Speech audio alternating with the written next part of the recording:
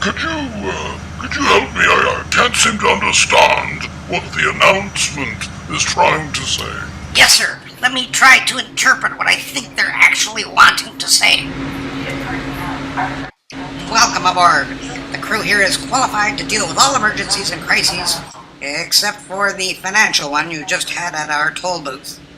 Their training is comprehensive and they drill constantly. After all, we slough off all the oldest, rustiest, metal-fatigued, retrofitted equipment we have. And we back that up with a poverty maintenance budget and a minimum of fleet house support and attention. Yes, our own internal documents and memos have the Taycheck retiring at the end of 2013. But no worries, we have plenty of elderly, rusty, fuel-wasting hand-me-downs that we don't need to put on Craigslist. I mean, be honest, in this green, tinged orange corner of a blue and red constituency, did you really think a minor concentration of unconnected beach-buffing, yuppie, artsy, spaced-out whiners would garner any serious consideration for a new, modern, route-appropriate service vessel replacement year-round? If you nodded in the affirmative, give yourself a Major Bedwell Harbor Ganges Snug Cove headshake right now.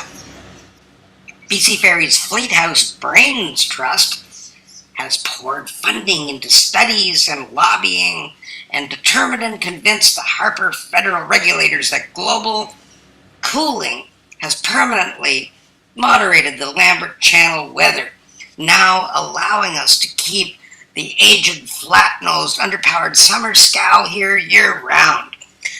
You'll learn to appreciate what you've got. Now that we're a private company, we can't tolerate freeloaders or free riders.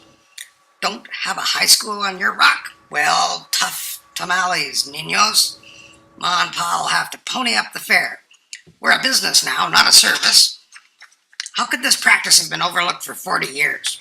Now, expect results on other freeloaders like managers and MLAs and Crown Corporation executives, MPs, senators, retired MPs, retired MLAs, judges, diplomats, corporate business associates, dignitaries, on and on. And you thought the employees were the only freebies. Not so. These passes are taxable benefits. We report them to the CRA.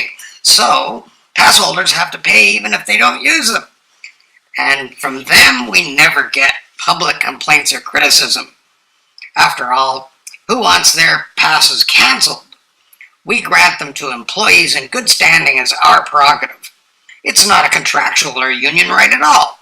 We don't bargain away our favors. Not only do they garner courtesy passes, but they also are accorded assured loading at most terminals. So many potential freebies.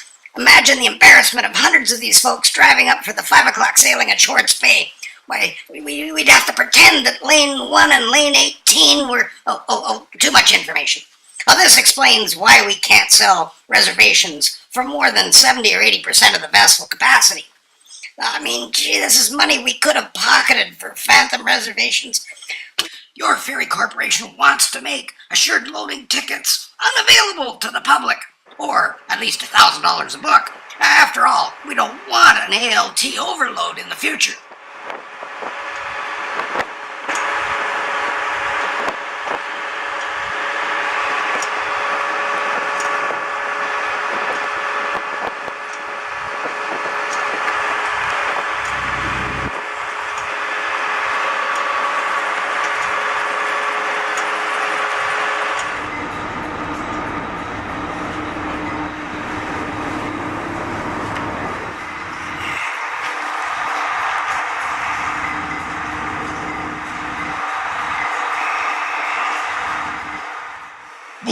But I don't understand why it's so expensive here. You're quite right, sir. At $12 a mile, that would be $1 a minute.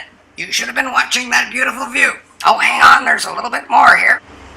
Some of you sharp pencils out there have noticed that Langdale pays no fuel surcharge. All that because their ferry advisory committee is the only one to show any teeth. Well, either that, or they discovered through WikiLeaks a memo explaining but the surcharge secretly plays for GM Place and Rogers Arena time clock and rink board advertisements. Well, that's so our CEO can call home when the Rangers play in Vancouver and say, "Hey, Mom, watch the hockey game on Fox Sports right now and you'll see two big ads for BC Ferries." You know, the company that I'm milking for 7 figures a year and 2 pensions. Hey, that's us beside the Viagra. Look.